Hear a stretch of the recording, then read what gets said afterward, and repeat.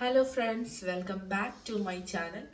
അപ്പോൾ ഞാൻ ഇന്ന് വന്നിരിക്കുന്നത് കേരള വിസ റിലേറ്റഡ് ആയിട്ടുള്ള വീഡിയോ ആയിട്ട് തന്നെയാണ്. റീസെൻ്റ്ലി ഒരു 2 വീഡിയോ അത് റിലേറ്റഡ് ആയിട്ട് ചെയ്തു. അതിനുശേഷം ഒത്തിരി എൻക്വയറീസ് വന്നു. അപ്പം നമ്മൾ പേഴ്സണലി ഒത്തിരി മെസ്സേജസ് ഇൻസ്റ്റാഗ്രാമിലൂടെ ഇവർക്ക് റിപ്ലൈ ആയിട്ട് കൊടുത്തെങ്കിലും വീണ്ടും വീണ്ടും ഡൗട്ട്സ് വന്നുകൊണ്ടിരുന്നു. അപ്പോൾ ഞാൻ വിചാരിച്ചു ഒരു Q&A പോലത്തെ ഒരു വീഡിയോയും കൂടെ ചെയ്യാമെന്ന്. അപ്പോൾ ഞാൻ കഴിഞ്ഞ ആഴ്ച ഒരു പോസ്റ്റ് ഇട്ടിരുന്നു, നിങ്ങൾക്ക് കേരള വിസ അയർലൻഡ് റിലേറ്റഡ് ആയിട്ട് എന്തെങ്കിലുമൊക്കെ ഡൗട്ട്സ് ഉണ്ടെങ്കിൽ നിങ്ങൾക്ക് ചോദിക്കാവുന്നു. അപ്പോൾ അതിൽ നിന്ന് നിങ്ങൾക്ക് എല്ലാവർക്കും യൂസ്ഫുൾ ആയിട്ടുള്ള കുറച്ച് കമൻസ് നമ്മൾ സെലക്ട് ചെയ്തിട്ട് അത് റിലേറ്റഡ് ആയിട്ടാണ് ഈ വീഡിയോ ചെയ്യുന്നത്. ഈ വീഡിയോയ്ക്ക് ശേഷവും നിങ്ങൾക്ക് എന്തെങ്കിലുമൊക്കെ ഡൗട്ട്സ് ഉണ്ടെങ്കിൽ നിങ്ങൾക്ക് ഈ വീഡിയോയുടെ താഴെ കമൻറ്റ് സെക്ഷനിൽ ചോദിക്കാവുന്നതാണ്. അതോടൊപ്പം തന്നെ ഒരു കാര്യം മെയിനായിട്ട് പറയാനുള്ളത്, ഇത് ഞങ്ങൾക്ക് അറിയാവുന്ന കാര്യങ്ങളാണ് ഞങ്ങൾ ഈ വീഡിയോയിലൂടെ നിങ്ങളുമായിട്ട് ഷെയർ ചെയ്യുന്നത്. ഇതിൽ എന്തെങ്കിലുമൊക്കെ മിസ്റ്റേക്സ് ഉണ്ടെങ്കിൽ ഈ വീഡിയോ കാണുന്നവർക്ക് അത് അറിയാമെങ്കിൽ അതും നിങ്ങൾക്ക് കമൻറ്റ് സെക്ഷനിൽ കമൻറ്റ് ചെയ്യാം. അത് ഉറപ്പായിട്ടും മറ്റുള്ളവർക്ക് യൂസ്ഫുൾ ആയിരിക്കും.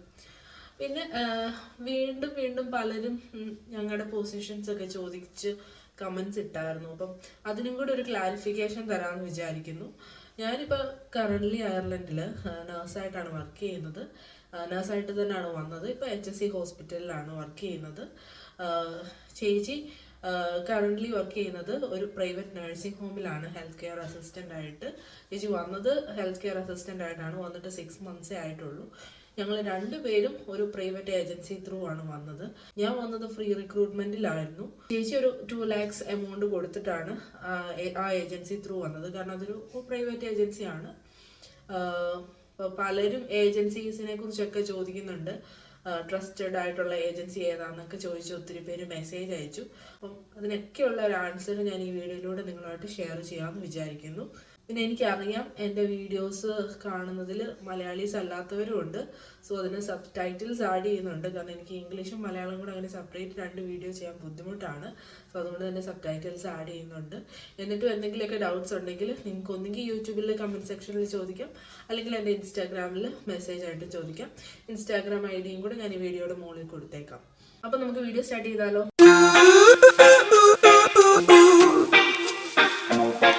ഞാൻ ചെയ്യുന്നത് ഒരു ഇൻഫോർമേഷൻ വീഡിയോ ആണ്. ശരിയായ രീതിയിൽ അന്വേഷിച്ചതിന് ശേഷം മാത്രമേ തുടർ നടപടികൾ സ്വീകരിക്കാവൂ.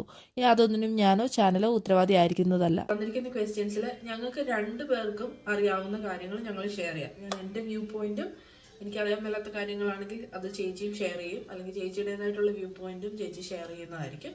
സോ നമുക്ക് ഫസ്റ്റ് ക്വസ്റ്റ്യനിലേക്ക് പോകാം. ഞാൻ ആരുടെയും പേര് മെൻഷൻ ചെയ്യുന്നില്ല. ചിലർക്ക് പേഴ്സണലി എനിക്ക് മെസ്സേജ് അയച്ച് പറഞ്ഞായിരുന്നു പേര് മെൻഷൻ ചെയ്യരുത്. ഉറപ്പായിട്ടും പേര് മെൻഷൻ ചെയ്യത്തില്ല. എന്തായാലും ഫസ്റ്റ് ക്വസ്റ്റ്യനിലേക്ക് പോകാം. Weekly our 40, wages hourly 14.5, monthly hours 160, yearly hours 160 into 12, that is 1920. 1920 into 14.5, that is 27,840 euro.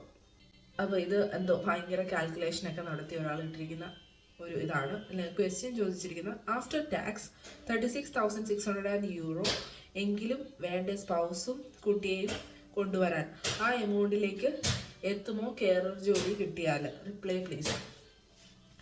So ആ പറഞ്ഞത് കാര്യമാണ്. 36,000 എങ്കിലും വേണം. എനിക്ക് തോന്നുന്നു കറൻ്റ്ലി വരുന്നവർക്ക് 30,000 ഒക്കെയാണ്. ആദ്യം 28,000 29,000 ആയിരുന്നു ആനുവൽ ഇൻകം ആയിട്ട് വന്നുകൊണ്ടിരുന്നത്. ഇപ്പോൾ 30-32 ആ റേഞ്ചിലേക്ക് എത്തിയിട്ടുണ്ട്. പിന്നെ ഈ മാർച്ചിൽ ഇൻക്രിമെൻ്റ് ഉണ്ടാകുമെന്ന് ഓൾറെഡി അറിയിച്ചിട്ടുണ്ട്. അപ്പോൾ അത് റിലേറ്റഡ് ആയിട്ട് ഞാൻ ഓൾറെഡി ഒരു വീഡിയോ ചെയ്തിട്ടുണ്ട്. അതിൻ്റെ ലിങ്ക് ഞാൻ ഡിസ്ക്രിപ്ഷനിൽ കൊടുത്തേക്കാം. അപ്പോൾ അതിൽ നിങ്ങൾക്ക് ഡീറ്റെയിൽസ് എല്ലാം അറിയാൻ പറ്റും. പക്ഷെ മാർച്ചിൻ്റെ സാലറി ഒന്നും അത് കയറിയിട്ടില്ല. നമുക്ക് അറിയത്തില്ല കറൻ്റ്ലി എന്തെങ്കിലും ചേഞ്ച് ആയിട്ടുണ്ടോ എന്നുള്ളത്. അത് അങ്ങനെ ഉണ്ടെങ്കിൽ ഞാനത് കമൻറ്റ് സെക്ഷനിൽ പിന്നീട് മെൻഷൻ ചെയ്യുന്നതായിരിക്കും. അപ്പോൾ ഇതിൽ കൂടുതലായിട്ടെന്ന് പറഞ്ഞാൽ നമ്മളെല്ലാവരും അയർലൻഡിലേക്ക് വരുന്നത് ഒരു പ്രൈവറ്റ് ഏജൻസി അങ്ങനെ വഴിയാണ്. അപ്പോൾ നമ്മൾ എന്തായാലും ഒരു ബാങ്കിൽ ഒരു എമൗണ്ട് കാണിക്കേണ്ടതായിട്ട് വരും. അത് ഏജൻസി നമുക്ക് പറഞ്ഞു തരും എത്രയാണ് കാണിക്കേണ്ടത് എന്നുള്ളത്. അതനുസരിച്ചാണ് നമ്മളത് ചെയ്യാറുള്ളത്. അപ്പോൾ നമ്മൾ ഫാമിലിയെ കൊണ്ടുവരുന്നതിനും എമൗണ്ട് കാണിക്കേണ്ടി വരും. അതുപോലെ നമ്മൾ വരുന്നതിനും കുറച്ച് എമൗണ്ട് അക്കൗണ്ടിൽ ഇട്ട് കാണിക്കേണ്ടി വരും. സോ അത് ഏത് ഏജൻസി ത്രൂ ആണ് വരുന്നത്, അപ്പോൾ അവർ നിങ്ങൾക്ക് പറഞ്ഞു തരും എത്ര എമൗണ്ട് ആണ് കാണിക്കേണ്ടതെന്നുള്ളത്. Okay, next question. Caregiver ആയിട്ട് അയർലൻഡിലേക്ക് ഫാമിലിയായി മൈഗ്രേറ്റ് ചെയ്യാൻ വേണ്ട പ്രൊസീജിയേഴ്സ് എങ്ങനെയാണ്, എവിടുന്ന് തുടങ്ങണം? സോ ഞാൻ ഇതുവരെ ആരെയും അങ്ങനെ കണ്ടിട്ടില്ല കെയർ ഗീവർ ആയിട്ട് വരുമ്പോൾ തന്നെ ഫാമിലിയെ കൊണ്ടുവരുന്നത്.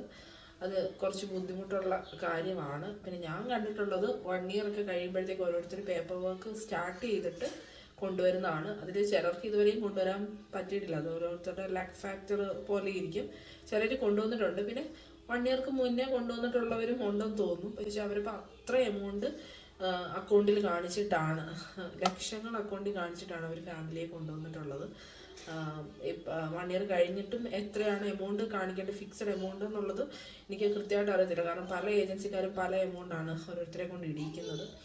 അപ്പം അത് നിങ്ങൾ ചൂസ് ചെയ്യുന്ന ഏജൻസി പോലെ ഇരിക്കും. ചേച്ചിക്ക് ഇതിനെക്കുറിച്ച് വേറെ എന്തെങ്കിലും? ഇല്ല, ഞാൻ വരുന്ന ഏജൻസി വഴിയാണെങ്കിലും ഞാൻ എൻ്റെ അറിവ് വെച്ച് ചോദിച്ചപ്പോൾ 1 വർഷമാവും നമുക്ക് പേപ്പർ വർക്ക് സ്റ്റാർട്ട് ചെയ്യാൻ എന്നതാണ് അറിവ്. ഇതുവരെയും പ്രത്യേകിച്ച് വേറൊരു വിവരവും നമുക്ക് കിട്ടിയിട്ടില്ല. നെക്സ്റ്റ് ക്വസ്റ്റ്യൻ എന്നാ നോക്കാം. ഹെൽത്ത് കെയർ അസിസ്റ്റന്റ് ജോബിന്റെ ന്യൂ റൂൾസിനെ കുറിച്ചും സാലറി ഡീറ്റെയിൽസിനെ കുറിച്ചും പറയാമോ? ഫാമിലീനെ കൊണ്ടുപോകാൻ പറ്റുമോ എന്നുള്ളത്. അപ്പോൾ ഫാമിലീനെ കൊണ്ടുപോകാൻ പറ്റുമോ എന്നുള്ളതിൻ്റെ കാര്യം നമ്മൾ ഓൾറെഡി പറഞ്ഞു. പിന്നെ ന്യൂ റൂൾസ് ഒക്കെ റിലേറ്റഡ് ആയിട്ടുള്ള ഒരു വീഡിയോ ഞാൻ ചെയ്തിട്ടുണ്ട്. അതിൻ്റെ ലിങ്ക് ഡിസ്ക്രിപ്ഷനിൽ കൊടുത്തേക്കാം. അപ്പോൾ അത് കാണാത്തവരുണ്ടെങ്കിൽ കാണുക. അപ്പോൾ നിങ്ങൾക്കൊരു ഐഡിയ കിട്ടും. വേറെ എന്തെങ്കിലും സ്പെഷ്യൽ റൂൾസ് വന്നായിട്ട് ചേച്ചിക്ക് അറിയാമോ? ഇപ്പോൾ അങ്ങനെ നിലവിൽ പുതിയ റൂൾസ് വന്നതായിട്ടൊന്നും അറിയില്ല. സാനിയ പറഞ്ഞതുപോലെ തന്നെയാണ്. അത്രേ എനിക്കും അറിയുള്ളൂ. ഞാൻ വന്നത് വെച്ചിട്ട് എനിക്ക് തോന്നുന്നത് അയർലൻഡിൽ എല്ലാ വർഷവും റൂൾസ് ഒക്കെ മാറിക്കൊണ്ടേ ഇരിക്കുന്നുണ്ട്. അപ്പോൾ നമുക്ക് അറിയില്ല എപ്പോൾ റൂള് മാറും എന്നുള്ളത്. ഇപ്പോൾ കറൻ്റ്ലി ഉള്ളത് ഞാൻ അറിഞ്ഞിട്ടുള്ള കാര്യങ്ങളൊക്കെ ചെയ്തുള്ള ഒരു വീഡിയോ ഉണ്ട്. അപ്പോൾ അതിൻ്റെ ലിങ്ക് ഞാൻ ഡിസ്ക്രിപ്ഷനിൽ ഇട്ടേക്കാം. ഇനി next question. Hi ma'am, I'm a physiotherapist. I had some doubts. HCA is in general work permit category. So if we come to Ireland as HCA, can we switch to our own profession? അതായത് critical skill വിസയിൽ. If yes, after how many months it takes to move on to our own profession with the current salary threshold? Whether is it possible to bring our family to Ireland? ഫാമിലിയെ കൊണ്ടുവരുന്നതിൻ്റെ case ഞാൻ already പറഞ്ഞു. പിന്നെ physiotherapist ആയിട്ട് move ചെയ്യുന്നത് നമ്മൾ കെയറുമായിട്ട് വരുന്നത് 2 year കോൺട്രാക്റ്റിലാണ്. പക്ഷേ ഇപ്പം 9 months ഒക്കെ കഴിയുമ്പോഴത്തേക്ക് നമുക്ക് വേറെ ജോബിനൊക്കെ ട്രൈ ചെയ്യാം എന്നുള്ളൊരു റൂള് വന്നിട്ടുണ്ട്. അത് നമുക്ക് അങ്ങനെ കോൺട്രാക്റ്റ് ബ്രേക്ക് ചെയ്യാം എന്നുള്ളത്. അപ്പോൾ ഈ ഫിസിയോതെറാപ്പിസ്റ്റായിട്ട് വരുന്നവർക്ക് നിങ്ങളുടെ എന്താണെന്ന് ജക്കോറു രജിസ്ട്രേഷനോ അപ്പം അതൊക്കെ കഴിഞ്ഞിട്ടുണ്ടെങ്കിൽ, അല്ലെങ്കിൽ അത് ഇവിടെ നിന്ന് നിങ്ങൾ എടുക്കുവാണെങ്കിൽ നിങ്ങൾക്ക് അത് കഴിയുമ്പോഴത്തേക്ക് മൂവ് ചെയ്യാവുന്നതാണ്. പിന്നെ ആ ക്രിട്ടിക്കൽ സ്കില്ല് വെച്ചിട്ട് നിങ്ങൾക്ക് അധികം താമസിക്കാതെ തന്നെ നിങ്ങളുടെ ഫാമിലിയെ കൊണ്ടുവരാൻ പറ്റും. Next question. Hi ma'am, I had a doubt as a GNM diploma holder. If we come to Ireland as healthcare assistant, what might be the cost? അത് ഓരോ ഏജൻസിക്കും ഡിഫറെൻ്റ് ആണ് അല്ലേ?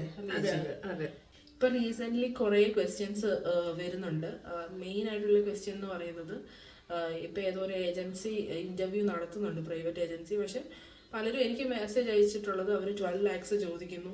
അപ്പം അത് ജെന്യുവിൻ ആണോ എന്നൊക്കെ ചോദിച്ച് ഒത്തിരി പേര് എനിക്ക് മെസ്സേജ് അയക്കുന്നുണ്ട്.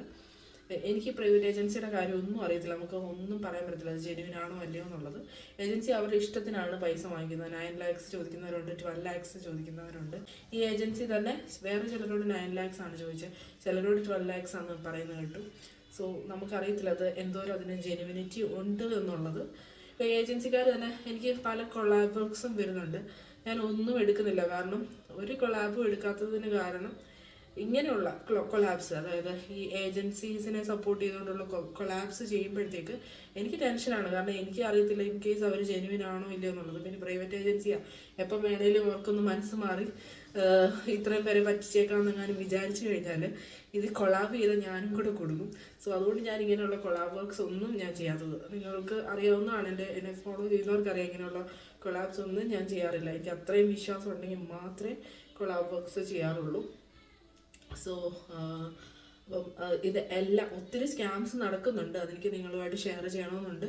അതുകൊണ്ടാണ് ഞാൻ ഷെയർ ചെയ്തത്. നിങ്ങൾ ഇങ്ങനെ വരാനിരിക്കുന്നവർ വളരെ കാര്യമായിട്ട് തന്നെ അന്വേഷിച്ചിട്ട് നിങ്ങൾ പൈസ കൊടുക്കാവുള്ളൂ. ചിലർ പറയുന്നുണ്ട് ഇൻ്റർവ്യൂവിനൊക്കെ മുന്നേ നമ്മൾ പൈസ കൊടുത്താൽ മാത്രമേ അവർ ഇൻ്റർവ്യൂവിന് നമ്മൾക്ക് അലോ ചെയ്യത്തുള്ളൂ എന്നൊക്കെ പറയുന്നുണ്ട്. പക്ഷേ ചിലർ പറയുന്നുണ്ട് ഓഫർ ലെറ്ററൊക്കെ കിട്ടിയാൽ മാത്രമേ പൈസ കൊടുക്കാവുള്ളൂ. സോ ഇപ്പം നമുക്ക് ക്ലിയർ ആയിട്ട് അറിയത്തില്ല. അപ്പോൾ നിങ്ങൾ നന്നായിട്ട് അന്വേഷിച്ചിട്ട് ആ ഏജൻസി ത്രൂ ഒക്കെ ആരെങ്കിലും പോയിട്ടുണ്ടോ, എല്ലാവരും സേഫായിട്ട് വർക്ക് ചെയ്യുന്നുണ്ടോ എന്നൊക്കെ അന്വേഷിച്ചിട്ട് വേണം പൈസ കൊടുക്കാനായിട്ട്. പിന്നെ നിങ്ങൾ ഈ 12 lakhs ഒക്കെ കൊടുത്തിട്ട് വന്നിട്ട് ഇവിടെ വന്നു കഴിയുമ്പോൾ നിങ്ങൾ റിഗ്രറ്റ് ചെയ്യരുത്. ഇത്രയും കൊടുത്തിട്ട് വന്ന് ചിലർ അത്രയും പോലും കൊടുക്കാതെ വരുന്നവരുണ്ട്. പിന്നെ എന്നാ അത്യാവശ്യം പണിയുണ്ട് കെയറായിട്ട് വരും. നിങ്ങൾ വരുന്ന നേഴ്സിംഗ് ഹോമിനെ ആശ്രയിച്ചിരിക്കും പണിയുടെ കാര്യങ്ങളൊക്കെ. അല്ലാതെ അയർലൻഡിൽ വന്നു കെയർ ജോബ് നമുക്ക് അത്ര വലിയ പണിയൊന്നും ഇല്ലെന്ന് ആരും ചിന്തിക്കരുത്. നല്ല പണിയുണ്ട് അല്ലേ ചേച്ചി? അത് തീർച്ചയായിട്ടും. ഇപ്പൊ പലരും ഇവിടെ വന്നിട്ട് ഇവിടുത്തെ കാലാവസ്ഥ, ജോലി എന്നൊക്കെ വിചാരിച്ച് വളരെ നിരാശപ്പെട്ടും പലരും എൻ്റെ അറിവിൽ തന്നെ തിരിച്ചു പോയവരും ഉണ്ട്. ഭയങ്കരമായ നമുക്ക് നാട് പോലെയല്ല, ഭയങ്കരമായ ഫ്രസ്ട്രേഷൻ, ഡിപ്രഷൻ അങ്ങനെയൊക്കെ അനുഭവിക്കുന്ന ഇതുകൾ ഷെയർ ചെയ്തിട്ടുണ്ട്. അപ്പോൾ അതുകൊണ്ട് നമ്മൾ ഒട്ടും ഈസി അല്ല, നന്നായിട്ട് വർക്ക് ചെയ്യാനുണ്ട്. ഇവിടുത്തെ ക്ലൈമറ്റും എല്ലാം കുറച്ച് വ്യത്യാസമാണ്. അതിപ്പോൾ നേഴ്സായിട്ട് വന്നാലും കെയറായിട്ട് വന്നാലും അഡ്ജസ്റ്റ് ചെയ്യാതെ തിരിച്ചു പോയിട്ടുള്ളവരും ഉണ്ട്. ഇത്രയും പൈസ കൊടുത്ത് വന്നിട്ടുള്ളവരൊക്കെ കണ്ടിട്ട്. അപ്പോൾ നമ്മൾ എന്തിനും തയ്യാറായി. നമ്മൾ എന്തായാലും ഒരു ജോലിക്ക് വേണ്ടി വരികയാണ്. അപ്പോൾ നമ്മൾ മാനസികമായി നമ്മൾ ഒന്ന് ഒരുങ്ങി കൊണ്ടുവേണം വരാനായിട്ട്. അടുത്ത ക്വസ്റ്റ്യൻ, BSc നഴ്സ് ഈ വിസയിൽ വന്നാൽ പിന്നെ RN ആയി ചേഞ്ച് ആകാൻ പറ്റുമോ? അപ്പോൾ അത് ചേഞ്ച് ആകാൻ പറ്റും. പക്ഷേ ഞാൻ പറഞ്ഞല്ലോ നേരത്തെ നിങ്ങൾ ഈ 2 year കോൺട്രാക്റ്റിലാണ് വരുന്നത്. ഇപ്പം 9 months കഴിയുമ്പോഴത്തേക്ക് നിങ്ങൾക്ക് നോക്കാം. ആ സമയത്ത് നിങ്ങൾ OIT ഓൾറെഡി ചെയ്തിട്ടുള്ളവരാണെങ്കിൽ, നാട്ടിൽ നിന്ന് ചെയ്തിട്ടുള്ളവരാണെങ്കിൽ പിന്നെ നിങ്ങൾ ഫർദറായിട്ടുള്ള പ്രൊസീജിയേഴ്സ്, പേപ്പർ വർക്ക്സ് ചെയ്യുക, ആപ്റ്റിറ്റ്യൂഡ് ഓർ അഡാപ്റ്റേഷനൊക്കെ അറ്റൻഡ് ചെയ്യുക. അല്ലാത്തവരാണെങ്കിൽ OIT നിങ്ങൾ ഓൺലൈനായിട്ടോ അല്ലെങ്കിൽ റെഗുലറായിട്ടോ, അല്ല ഓൺലൈനായിരിക്കും നല്ലത്. ഇവിടെ നാട്ടിൽ നിന്നാണ് കൂടുതലും എല്ലാവരും പഠിക്കുന്നത്.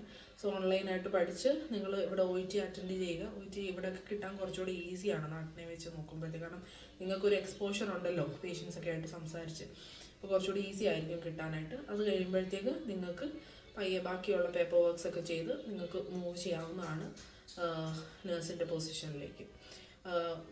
കൂടുതൽ പേരും പ്രിഫർ ചെയ്യുന്നത് വർക്ക് ചെയ്ത നഴ്സിംഗ് ഹോമിൽ തന്നെ നേഴ്സായിട്ട് കയറാനാണ്. കാരണം അപ്പോൾ ആ ഒരു ഗ്യാപ്പ് നിങ്ങൾക്ക് ഓക്കെ ആയിരിക്കും. അല്ലെങ്കിൽ വേറെ വല്ലവരും ആണെങ്കിൽ നിങ്ങളുടെ ഗ്യാപ്പ് ഇഷ്യൂ ആവും. ആ നഴ്സിംഗ് ഹോമാർക്ക് അറിയാം നിങ്ങളവിടെ ഹെൽത്ത് കെയർ അസിസ്റ്റൻ്റ് ആയിട്ട് വർക്ക് ചെയ്തതാണ്. സോ അവർക്കത് ഓക്കെ ആയിരിക്കും നിങ്ങളവിടെ നേഴ്സായിട്ട് കയറുമ്പോഴത്തേക്ക്.